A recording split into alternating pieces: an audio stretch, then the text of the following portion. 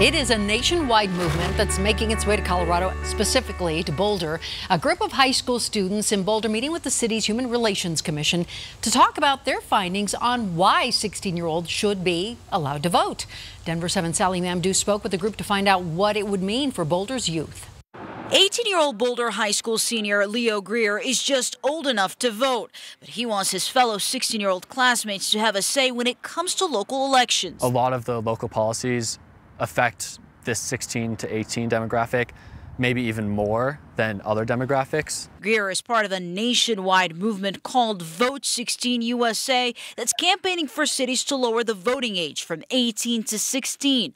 So far, these two cities in Maryland are among the first to allow 16-year-olds the right to vote. Studies have shown that voting is habitual. If you vote in one election, you're 50% more likely to vote in the next election. And Greer says if 16-year-olds vote early, voter turnout will increase in the 18 to 24 demographic, which is typically the least likely demographic to vote. A lot of people would argue 16-year-olds, what do they know? Yeah.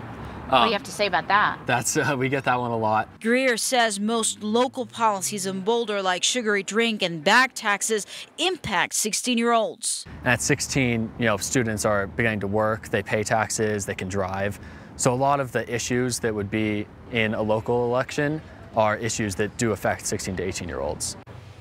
That was Sally Mamdou. All right, let's talk State House now. Marianne Goodland of the Colorado Independent is joining me now. We had a couple of state lawmakers here last week, wrapping up the legislative session for us, giving us their summary of it. They were talking about the possibility of a special session. That's not happening now. That is not going to happen. The governor announced on Friday that he was not going to bring lawmakers back to deal with some of the issues that he had mentioned about a week or so ago that he was interested in looking at were he to call a special session. And transportation really was top of mind for the governor when that was the driver. That really was the driver for this.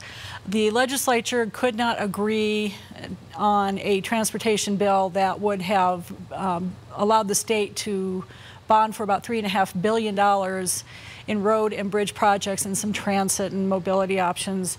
So when we talked to him a week ago, that came out of his mouth very quickly and led everybody to think, well, he must be serious about this.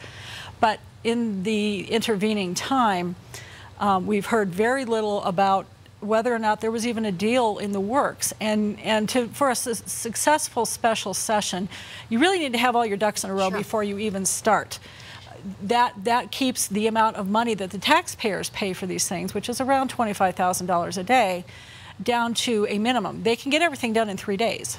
So people sitting at home are saying, all right, how are we going to get our roads fixed? I mean, they only allocated, what, $1.88 billion? That was in the hospital provider fee bill. But out of that $1.88 billion, only about $1.1 billion would have gone for CDOT's sort of master list of transportation projects, and that leaves him short over $2 billion. So into the rescue comes the Independence Institute and the Colorado Contractors Association. And one of the reasons that we believe the governor wanted to have a special session, if he had taken that route, was to sort of head off these ballot measures at the pass. The Contractors Association and the Independence Institute both have their own ideas about how to fund transportation. The Independence Institute wants to do it with existing state revenues. The contractors want to do a sales tax similar to the proposal that was offered during the session. Both of them are statutory, which means that if they get all the way through the process, coming to a grocery store near you. So we will see and watch them battle it out over the next couple of months, but likely we will see this on the November ballot, is what you're saying. If they get the signatures, and there's no reason to expect why they couldn't, this is a huge issue. People statewide are interested in it. And the governor still wants to see this problem solved this year, although this is not his preferred method for seeing it done. The state energy office, I thought, also was tops on his list. It was among the 4 items that he mentioned when he was talking about this last week. And what happened is that a bill to reauthorize the funding for the state energy office failed to get through the legislature, got held up in the Republican Senate. There's enough money to keep the office open past July 1st, but it's at a bare bones. They're going to have to reduce their staffing from about 24 to 10. But the governor does have other options for the financing of this office, and that includes the state budget. He could do a line item veto. It would be very unusual, but he could do a line item veto of some program or something that's in the state budget that frees up the money that he would need for that energy office. So right now the governor has a whole lot of bills to sign, such as some highlights. The budget probably tops that. He has the provider fee bill to sign. That'll be coming up sometime between now and about June 8th or 9th. Any bills that he's going to sign or veto, he has to take that action within 30 days of the end of the session. So overall, a successful legislative session, would you say? Very. The governor made the point that he thought this was the most successful session that he's seen since he's been governor, and I wouldn't disagree with that.